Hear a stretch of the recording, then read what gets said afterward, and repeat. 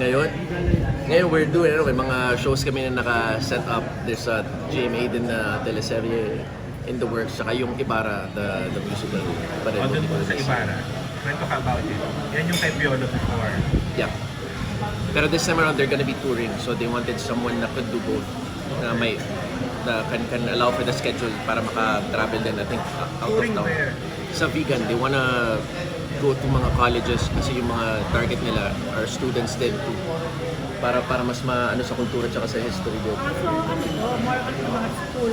Yeah, dito, they're gonna do it half year, tapos may touring siya na stage. Dito sa... Dito, saan yung GSIS?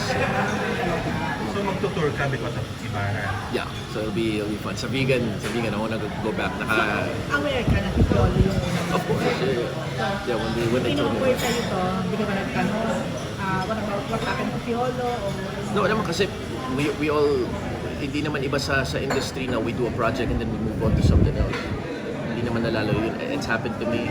It happens to everyone. Na you do a project, you love it, and then you may stay or you may seek other opportunities. Kaya hindi ko na kailangan siguritan. No, I can guess that we all have our reasons.